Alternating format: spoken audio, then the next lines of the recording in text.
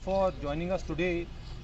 As you are aware that based on multiple credible inputs from various sources that included military intelligence, Jammu Kashmir police and our own sources on ground, yesterday we have foiled an infiltration bid in the area of Kamal Kot in Uri sector from Pakistan occupied Jammu and Kashmir, in which a total of 3 foreign terrorists have been neutralized along with recovery of assault weapons and ammunition as is displayed in front of you. So what we'll do is, to my left is the commanding officer of the unit that has carried out this operation. He will give you a brief on the salient aspects. Thereafter, we will cover certain aspects which are relevant in this development. This operation was carried out in extremely challenging terrain. It has got dense undergrowth. The weather was extremely foggy with heavy rain and the entire area is mined. So the multifarious challenges which were faced in the conduct of this operation could be well appreciated. Yeah. Thank you, sir. Good morning to all. Jai Hind. I would be briefing you about Op Mrityunjay based on specific intelligence from the military intelligence, Jammu and Kashmir police, other agencies as well as own sources, along with our own forward observation by the troops deployed on the line of control in the sector, which includes the troops of the Border Security Force, which had spotted suspicious movement in this area in this period. So based on these, Operation Mrityunjay was launched on 24th August in the Kamal Kot area of Uri sector. The period of the operation was under inclement weather in terms of heavy rains and dense fog. And also, a note on the terrain. The terrain is a difficult terrain in this area with undulations, steep gradient, thick undergrowth and dense vegetation, as well as a number of minefields.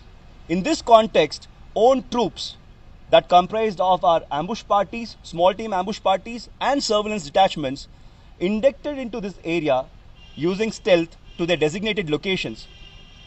To command the action, own teams were not picked up by the enemy's surveillance devices and surveillance mechanisms. Own teams were deployed in this location for over 25 hours, and at 7:50 a.m. on 25th August, the own teams spotted infiltrating terrorists crossing the line of control. At this moment, the team commander recited the ambushes based on the progress of the movement of the terrorists. The movement of the terrorists was ascertained by using the latest aerial and ground-based sensors and surveillance equipment. And as the terrorist movement progressed, own teams kept readjusting their ambush locations. At around 8:45 a.m., the terrorists came into the killing ground at 40 to 50 meters from the own ambush. At that moment, own ambush engaged the terrorists by firing onto them and also displayed higher standard of junior leadership, tactical acumen and fire control. The terrorists retaliated to own engagement. In this brief exchange of 15 minutes, 3 parked terrorists were neutralized and their bodies along with the weapons were observed lying in the minefield. At this moment, the own teams kept the area under observation so as to check for the remnants of this terrorist group. Thereon, once the area was secured and sanitized, own teams undertook search in the feasible areas within the minefield and recovered 3 killed terrorists along with the weapons and other stores.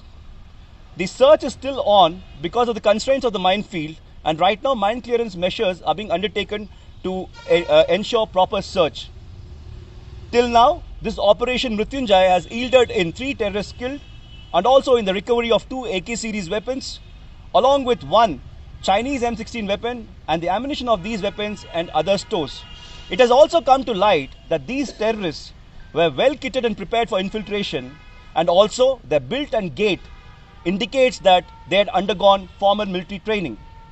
During Operation Mrityunjay, own troops displayed highest standard of professionalism and courage.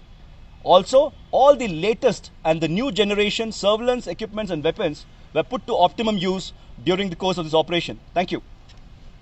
Right. So you heard how this operation has been conducted. I would just like to highlight 2 particular facets which which are pertinent here. Firstly is that this is not an incident in isolation. Although in Uri Kamal Kot Bol this has happened after a long time, this area is traditionally known for infiltration of warlike, apart from terrorists, of warlike stores and drugs.